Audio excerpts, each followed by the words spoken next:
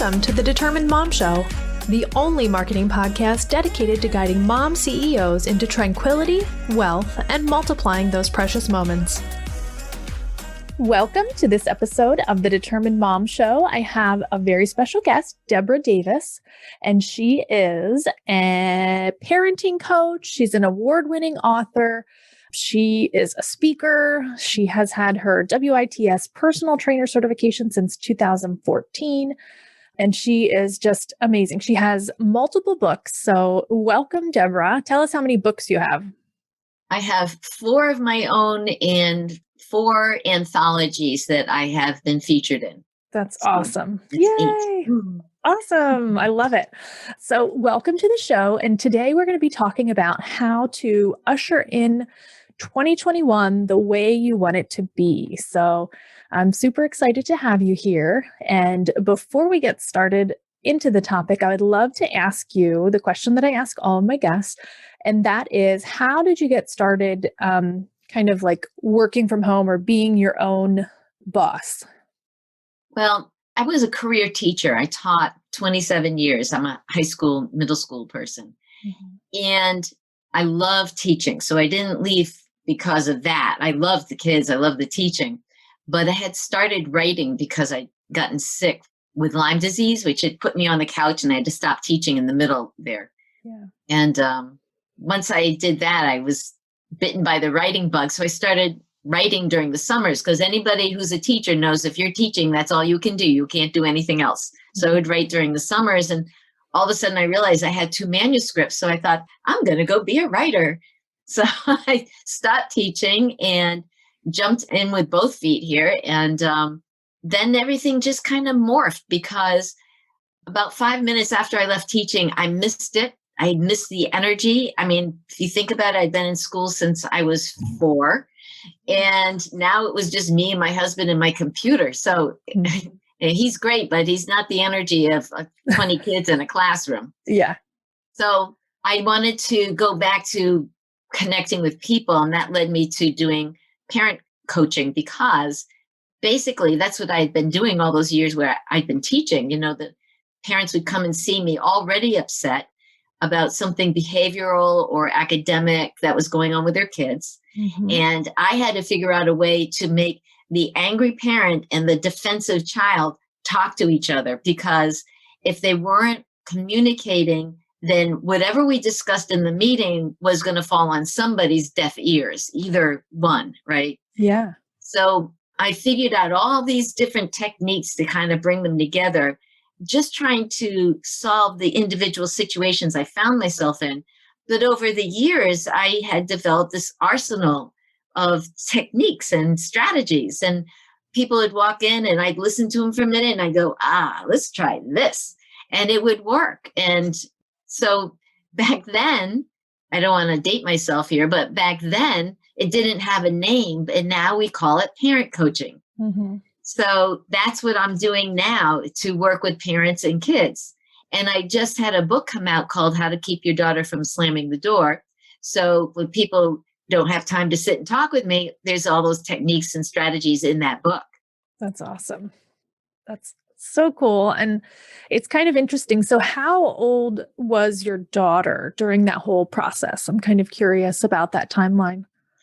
So I started teaching. She was born when I was about my 10th year of teaching, mm-hmm. which she freaked me out, because I was used to being with high school and middle school kids. I'm like, This little thing doesn't understand my jokes. What do I do with this thing? Yeah. Yeah. She cries. Yeah. So I spent her single digit years worrying that I was screwing up her life, which I'm sure no other mother does. And I'm sure I'm the only mother who worries about screwing up her kid's life. Totally. But by the time she got to middle school, I was ready for her. You know, she was like right there in my zone. I knew what was going on before she did. And it was wonderful. So book didn't come out until she was out of high school. Yeah. I didn't start writing till she was a junior in high school, because that was the year I got sick. Okay. So I started writing 2 YA novels. That's where I began. It was all with fiction. Oh, that's And cool. one's called Fairly Certain and the other one's called Fairly Safe. And they're both humorous suspense, which I'm pretty sure is not a genre, but It could I be. like I mean, I things. think that sounds actually like right up my alley. And I always write things with surprise endings because I like surprise endings. Mhm. Yeah. So those were the two books, the two manuscripts I had when I stopped teaching. I thought, ooh, I'm going to be a fiction writer. But I really miss the interactions with people. Yeah. So it's been about 5 years, I guess. That's awesome. I love it. Awesome. I love that you have written the book about parenting daughters in particular, because I definitely myself find that is a challenge, like I think I could deal with boys. Like I'm like a tomboy. Like when I was little, I like always played with my cousins and like I understood boys better. So Yeah. here I am with like three girly girls, and I'm looking forward to reading your book. So, Well, it will help. Everything helps because mhm. whether you're parenting a daughter or parenting a son, it's all about the bottom line. It's all about relationships Mhm. and how you conduct yourself in a relationship and how you perceive the other person in your relationship, because that whole perception is basically your reality. Whether Yeah. it's a real thing or not, it's your reality. Mhm. So you Yeah. have to figure out how to get past perception and find out what is actually real. Yeah. Okay. So how that's a really good segue into our topic, because I think all of our, I guess, maybe expectation of 2020 went out the window in March. Like it just got thrown out the window. Everything that we had planned, every whatever was just gone. So how can we go into 2021 with that type of mindset of like the expectation and the reality and all of those things? The first thing I would say is that you have to wrap your mind around what the new normal really is. Mhm. The new normal is change. If you are waiting for the dust to settle and you're saying, okay, as soon as the dust settles, then I'll be able to get my ducks in a row and I'll be able to move forward, that's not going to serve you well, because your ducks are going to get joined by other ducks and some of your ducks are going to leave and some of your ducks are going to wobble and you're not going to get them all in a row. That's not what's going to happen. This is about change.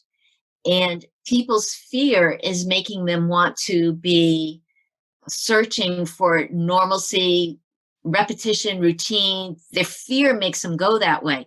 But the reality is, if you're a parent, you have change all the time. Every single time your kid goes into a new grade, it's all change. It's new teachers, it's new rules, it's new settings. And every time school ends, you end up with a different summer with a different age kid. It's all different. It changes all the time. And then in August or September, it all changes again. Mhm. And we're okay with that because we're expecting that change. So if we can wrap our minds around that this life, this world is going to keep changing, then all we got to do is say, I'm going to be like a person surfing a wave. You just keep adjusting and then you just ride that wave. Yeah. It's going to be okay. All you have to do is say, I'm not going to try to keep holding on to something like it's going to be permanent. Yeah. Go with the flow, roll with the changes, and accept the change. And you will feel so much more comfortable. And your anxiety will be reduced, and you won't be conveying that anxiety to your kids. Your kids won't be assimilating. As soon as this is done, then things will be okay. You Mhm. don't want them to be thinking that way. You want your kids to be saying, I see what's going on, and I'm okay. Yeah.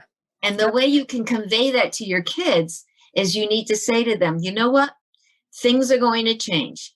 Whatever's going on in your school right now, that might change, but it's okay Yeah. because we will handle it. Yeah. And if I don't know what to do, then I will find someone who knows what to do and we will handle it. So you don't have to worry. Yeah. You could just relax. You could just be the kid. You can work on your studies and work on having fun. I got your back. Yeah. It's going to be okay. That's awesome. And while you're telling your kid that, what do you think that's going to do to your peace of mind? It's going to make you believe it and, Yes, start adopting those thoughts as well.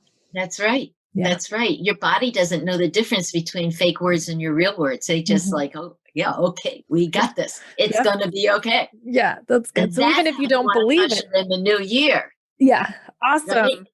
So even if you don't believe it, you should be saying it, and eventually you're going to believe it and, feel that way as well. Well, biologically, yes, I was a science teacher. I'm a science geek. Okay. Biologically, using positive words creates hormones in your body of a positive nature. Using negative words like cussing creates an inflow of negative hormones or stress hormones. I shouldn't say negative hormones. They are our hormones. They are the stress response hormones. And you can fool your body in so many ways to produce those hormones, even the happy ones, even when you are not happy. And even if you don't believe what I'm saying is true, because your body isn't able to tell the difference. Like smiling. When you smile, you use all these muscles and they trigger the nerves that talk to your brain. And then your brain says, oh, we got to get out those hormones. And you get these bursts of happy hormones. Yeah. Well, if you fake smile right now, everybody who's listening to this, just make a grin. Just a grin, right? You feel it in your gut. There's just this little teeny little ripple. And if you smile again, you'll feel it again. See? And that's because your brain, your body can't tell the difference between a real smile and a fake smile. So when you are feeling tense, down, low, angry, fake smile. You don't have to let anybody see it, just fake smile. However, if you're at work and people don't know that this is what you're doing, I don't do it because they will think you're a crazy person. You need to explain to them that this is a way I'm releasing stuff. Yeah. And also tell your kids about this so that they can use this tool. Because if you grin at them in the middle of a fight, they're going to think, okay, mommy just went over the edge. Yeah.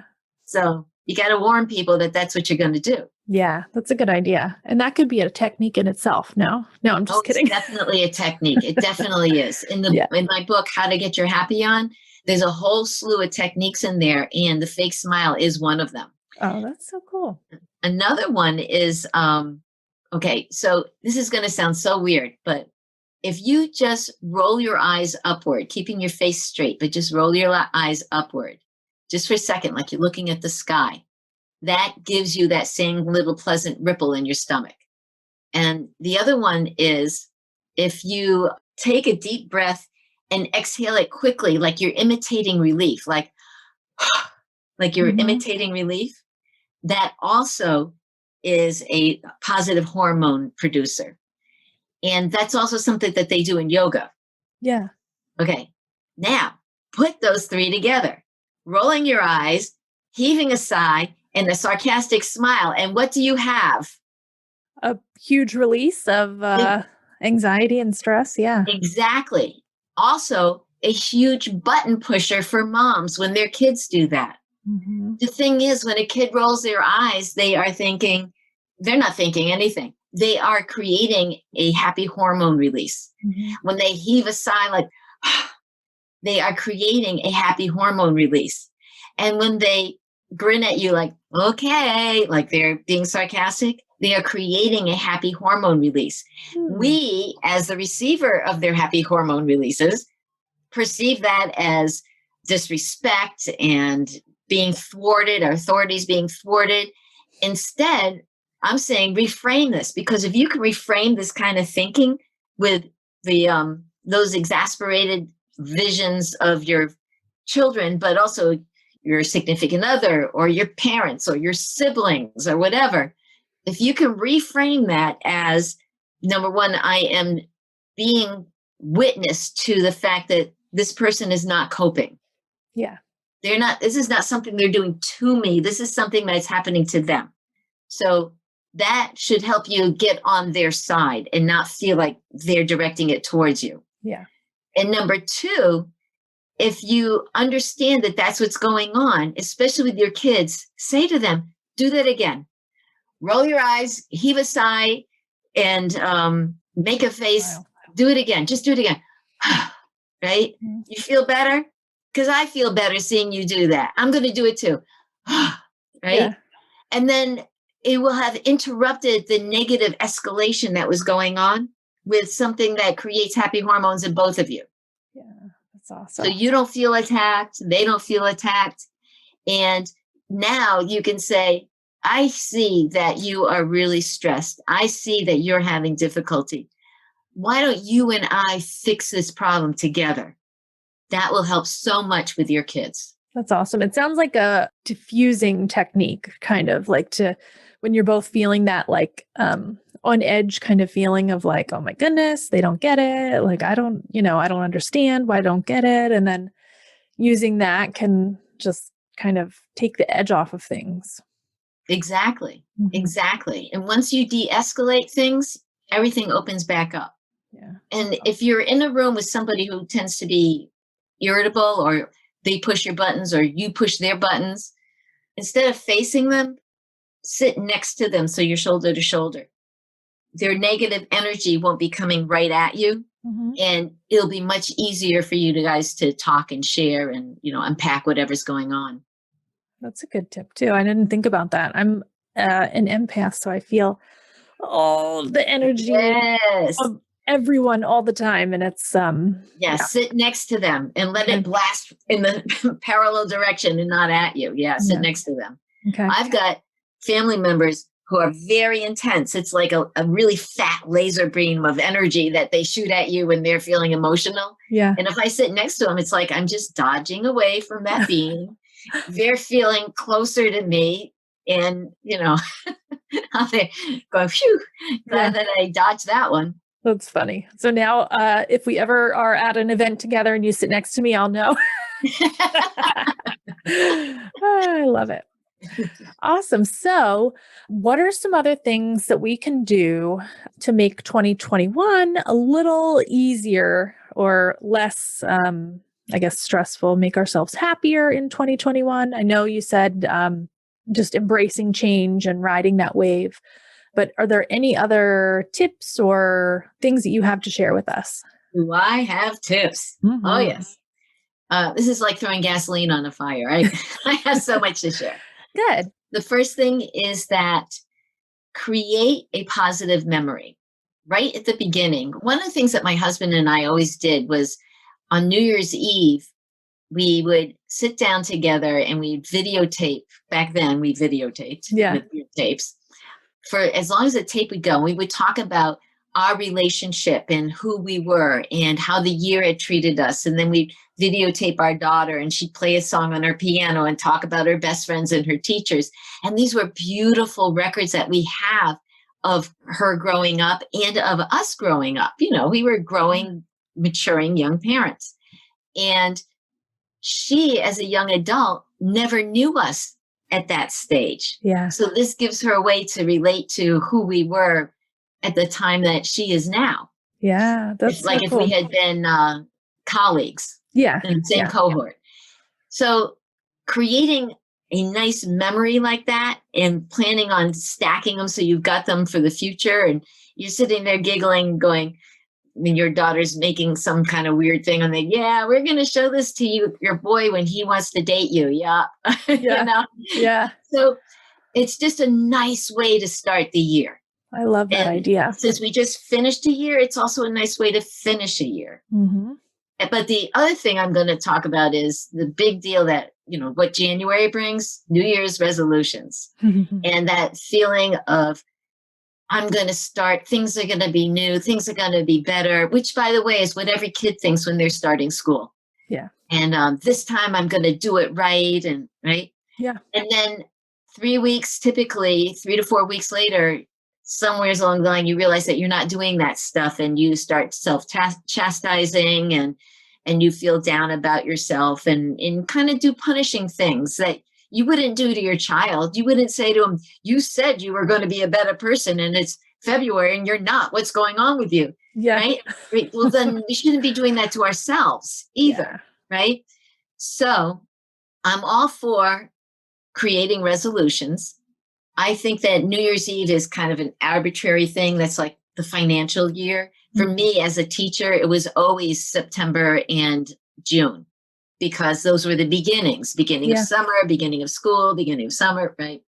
Okay, so I would pick some time to make a resolution that something's actually going to change.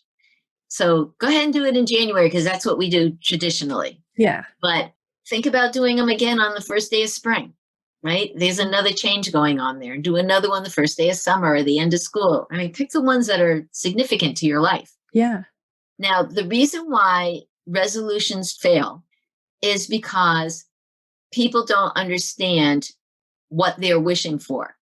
So many times they are thinking, I just want things to be better, which is a wish. And if you have a magical fountain to throw a coin in, that might come true. But you have to do something specific in order to do it. So you may have heard of SMART goals. I learned about SMART goals in school because we were doing them with our kids, we were doing them with our lesson plans. Mm-hmm. And the SMART goal means that, and they are great. I'm not saying they're not great. They are great, but they have a limit, which I'll address in a second. But I just want to go over what SMART goals are in case people aren't familiar with them. Yeah. It's an acronym, which of course, every time I have to do an acronym, I can't remember what it is. But the S is for being specific. So you want to talk about something specific, which means narrowing it down from I want things to be better to finding something specific that you want to work on. And then SMART, SM. So M means measurable. So you want to have something that you can actually say, if I achieve this goal, this is what I will see. This is what the difference will be. Better is not measurable. Yeah. Better is subjective, right? Yep. Better may be my nails are growing because I'm not biting them. Better might be my waistline is smaller. Better might be I'm sleeping through the night. It has to be something that is measurable. Yeah. SMA, and it has to be achievable. So if you are going to create a goal, then you need to have a plan of how you are going to achieve that goal. And if you don't have a plan for how you're going to achieve the goal, then most likely it's going to fall through because you're just hoping it's going to work out. So you have to have a plan so you can achieve your goal. You have steps, have reminders. That's a real big one, which brings me to the R. This is not what everybody else uses for the R, but for me, for the R, they use the word relevant. I'm sorry. If it's a goal, it's relevant. So I don't like that word. I like the word reminders. If you're going to create a SMART goal for yourself, then you need reminders because this is not something that you usually do. So life is going to take over. So you need reminders. And then the last one is time. The T is time. You need to have a deadline for it. Let's put it that way. You need a time frame for when this is going to be accomplished. So if you say, I just want things to be better, do you mean in this decade? Do you mean this week? By the end of today? You need to have a time deadline set for it. Yeah. So that's what SMART means for the SMART goals. But the part that you have to pay attention to is that if you are going to do a New Year's resolution, it isn't just a vow, I'm going to change things. What you're talking about is a lifestyle change. I'll give an example of something that I went through, which was not resolution related. Okay. But when I got ill, it was Lyme disease. Yeah. And the first time I was very ill. I won't go into that. The second time I got Lyme, which was about 5 years later, I had read that you could get rid of Lyme without taking antibiotics. And I already knew that antibiotics had messed me up so much because I'd taken them for so long. Yeah. And I went to a naturopath and I said, this is the method that I found online. And she goes, no, I want you to take the antibiotics. And I said, look, I'm going to do this. So I'm going to do it with you or without you. So she goes, no, it's better to do it with guidance. So she went through the protocol. She picked and chose things that she thought were specific to me. And we did this, but I had to change the way I ate. Mm-hmm. And I can count the things I was allowed to eat on my fingers. Wow. I could drink water, filtered water. I could not have water out of a plastic bottle at all. Mm-hmm. I could have fish and fowl, no shellfish. I could have green vegetables, carrots, onions, garlic, rice, and olive oil. So that's it? That was it. Wow. So what happened was, and she said, if you can't stick to this diet, then you have to take the antibiotics because this isn't going to work. Mm-hmm. It worked. So first of all, it worked. Second of all, if you know anybody with arthritis, that's the same thing you're supposed to be eating. If you know anybody with cancer, that's the same thing you're supposed to be eating. Okay. And I ended up going organic with all of this. The idea is that your body only has so many resources for fighting the things that are in it. And if you're putting stuff in it that's bad for it, then it has to divide its time from taking care of your disease to taking care of what you just ate. Mm-hmm. So removing the plastic from the plastic in the water, removing the chemicals from the corn, the chips that you just ate or whatever. Yeah. So your body is at half functioning level when you put that stuff in it. When you stop putting that stuff in it, it says, all right, I'm ready to get down and to get to work, and I'm going to work on the thing that's bothering me. So I'm going to go after the problem. So that was a lifestyle change. But in my head, it was temporary because I was thinking when I get better, it's strawberry shortcake and bread, right? So I got better, got my clean bill of health, and ate crap for a month and got myself so sick that I said, all right. Then I learned about elimination diets and that you can test what it is that is making you sick. And basically, it was anything that's GMO related was making me sick.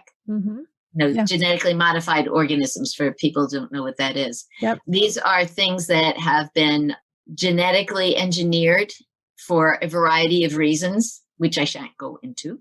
And I'm not saying all GMOs are bad. All I'm saying for a fact is that no one has ever tested the interaction of GMOs with each other. So if you're eating GMO corn and GMO wheat, no one's ever tested what happens long range if those are together.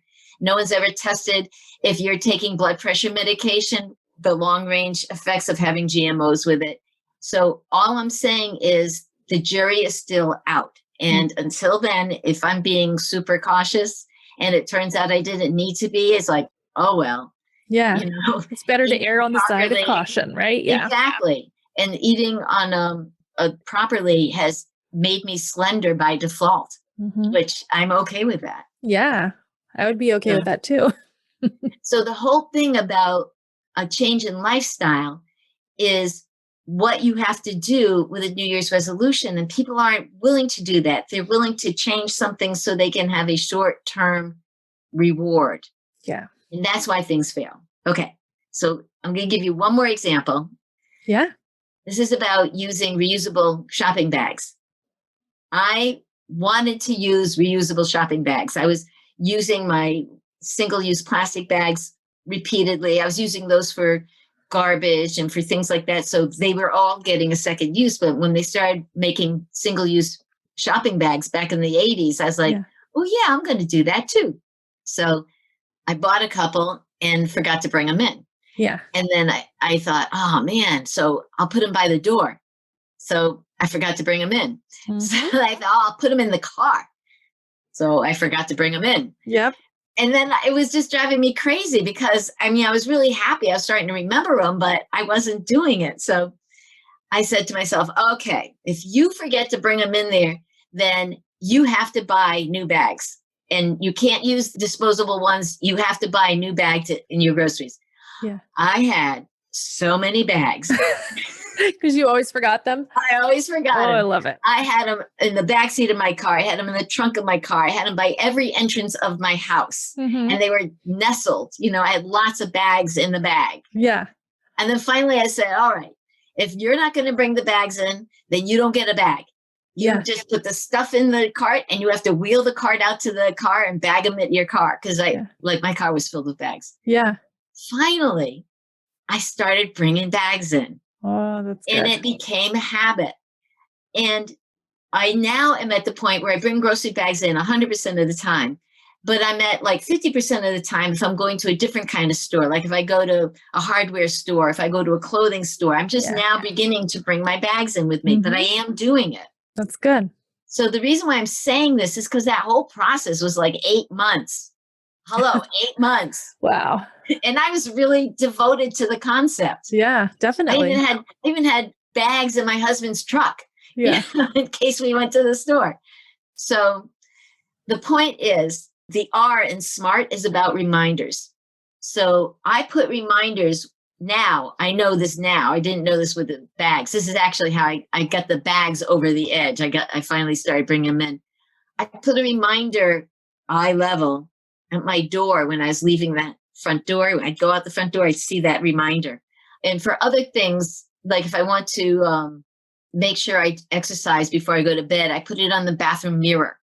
Oh, So I put it to places I usually go. Mm-hmm. The refrigerator is a great place for a reminder, and not a don't eat reminder. I mean, I put like if you have to go get blood work done or something, you need to fast. Yeah. I put a reminder up like that, but anything else is judgy. So I don't put anything like that up on the refrigerator. Yeah, that makes sense. But the other thing about posting reminders is you need to post them and move them around, because if you put it in one place, they will become part of the background and you won't notice them anymore. Yeah. But reminders are the way that I got it. I actually put a reminder on my visor about the bags. Oh, So when that's I so cool. flip up my visor, it would say bags. I was like, yeah. Yes, Bags, go me. yeah. I would have to put it like on my steering wheel, like, so then that way when I got out of the car, like, yeah. Yes. Yeah. Put it in the middle of your steering wheel. Don't put it on the outside. Yeah. Or on your dashboard on the other side of the steering wheel. On your kid's forehead. No, that won't work. It wouldn't stick. It wouldn't stick. And they'd probably eat it. Anyway. Yeah.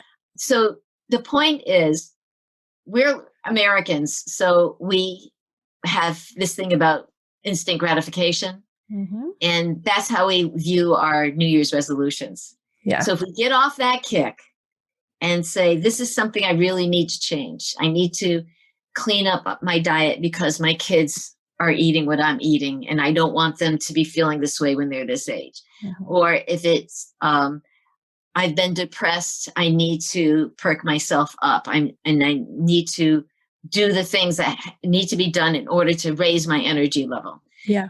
I need to step away from the negative people in my life. I need, whatever it is that you want to do to change your life, create a SMART goal for it. Make sure it's something small.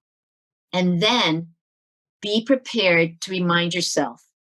And then be accepting that you're going to start and stop and start and stop and start and stop and start and stop. It's okay, because it turns out that when you stop and you're thinking about it during that time, oh, I should be doing this, oh, I should be doing this, until you start again, that's all part of the process of making it a habit.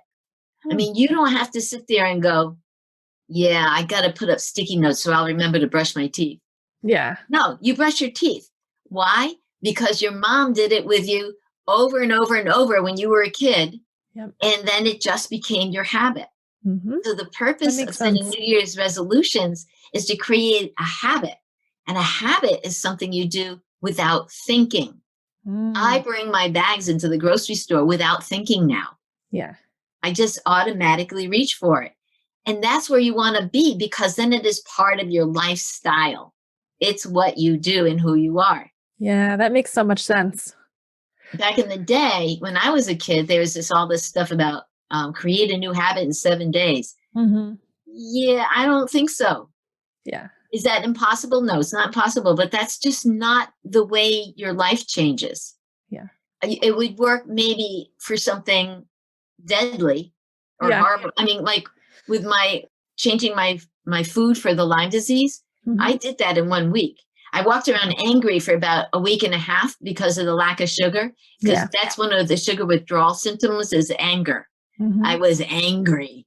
And I had to keep excusing myself from our family so that I wouldn't get mad at them, because I knew that that's what was going on. I'd read up on it. Yeah. But when I try to make sure I live that way 100% regularly, no, you slide back and forth. Yeah. That's so cool. But when you are going to start and stop and think about it, that's all part of the process that makes it part of your habit. So you don't have to waste your time saying, oh, I can't believe I didn't do it, and do that blaming stuff, because that actually derails it. Mm-hmm. If you stop then you say, you know what? I'm not doing it today. And that's my choice. But I know I will get back to it and it's okay. Yeah. I'm good with that. This is my decision. That's awesome. That is huge because I do that all the time. We all do. Yeah, that's We all do. I mean, I'm sitting here. I've done so many things in my life working through this process, but I catch myself going, oh man, I should have done that. Yeah. And I have to go, wake up. No, this is part of the process of turning it into a lifestyle change. Yeah, that makes so much sense. And I think that is going to help us all so much going into 2021 with different expectations than we had for 2020 and being able to, kind of evaluate how we want to be and how we want our life to be. And I really think that this year has given everybody that perspective, which is kind of a gift, even though it's been crazy. But it's been able to give people that time to really self-evaluate, evaluate everything in their life. And so then that way, using your tips and your advice, we can go into 2021 and really make it what we want and have those tools to know how. So that's awesome. Exactly. And I'm not saying it's easy because you're saying, I want this now. Gets a lot easier if you get rid of that. Yeah. If you get rid of that and you say instead substitute it with I'm on a journey, then it's much more positive. And if you do it and you are consistent all the way through, cheers to you.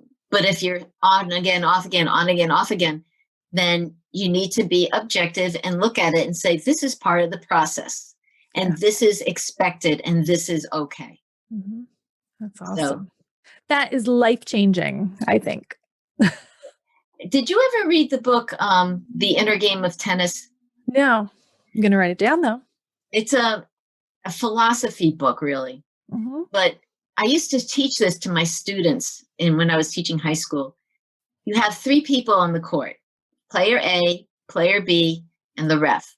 So player A hits the ball and goes out of bounds. And they're like, oh, you stupid idiot. Why did you do that? I can't believe you did. And they're all down on themselves. Player B, their fists shoot up in the air and they go, yes, go me. All right. And the ref says, the ball is out. Yeah. The ref is on the side with no emotional swing, objectively looking at the situation and not judging it, just seeing it the way it is. The player A is looking at everything negatively. Player B is looking at everything in terms of themselves, which has nothing to do with them. The ball went out. It has nothing to do with them. Yeah. The objective is to be the ref when you're in a situation. So we'll go back to this business about the New Year's resolutions. So you say, I'm going to increase my exercise. So this is a specific goal. I'm going to increase my exercise. So by the end of March, I will be putting in an hour of movement every single day. Okay. So that's 3 months. And some days you're going to be doing it and some days you're not. But you're going to start gently and slow and you're going to move forward. Right. Yeah.